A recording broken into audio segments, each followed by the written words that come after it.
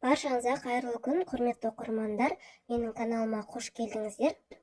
Бүгін сіздерге ас-көкті қалай таза жуу керек және балғын күйінде холодильникте қалай сақтауға болады, сол жайлы бөлісетін боламын. Видеоның соңына дейін менімен бірге болыңыздар. Ас-көкті жай судың өзімен жуған жеткіліксіз. Судың өзімен біз ас-көктің бойындағы паразиттерді және құрттарды, зиянды заттарды, кірлерді кетіре алмаймыз. Жасыл шөптерді сондықтан арнайы суға салып алған дұрыс. Ең алдымен ас-көкті ағынды суға жақсылап жуып алу керек.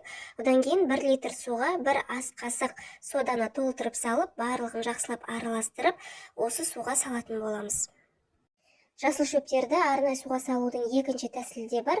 Екінші тәсілі 1 литр суға 1 ас қасық тұз және 1 ас қасық алма сірке суын құйсаңыздар да болады. Ас-көкті осы сода суға саламыз. Барлық жері толықтай батып тұру керек. Суда 40-60 минуттай қалдыратын боламыз. 40 минут өтті, жасыл шөптерді алып, енді ағынды суда тағы да жақсылап шайып, суын жақсылап осылай сілкіп алатын боламыз. Енді астына майлық төсеп, құрақ майлықтың үстіне барлығын осылай жайып шығатын боламыз.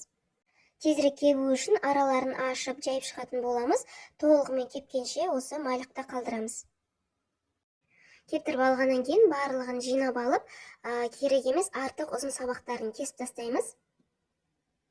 Ыдысқа салып, бетін плотно жауып холодильникке сала берсек болады. Тағы да бір ескере кететін нәрсе, мейлінше шиша ыдыс болса, шиша ыдысқа салған жөн. Менде шиша ыдыс болмағаннан кейін пластик ыдысқа салдым. Ас-көктерді осындай әдіспен 1 аптаға дейін холодильникте балғын күйінде сақтауға болады. Видеом сіздерге пайдалы болса, лайк басып каналыма тіркелуді ұмытпаңыздар. Назарларыңызға рахмет, келесі кездескенше.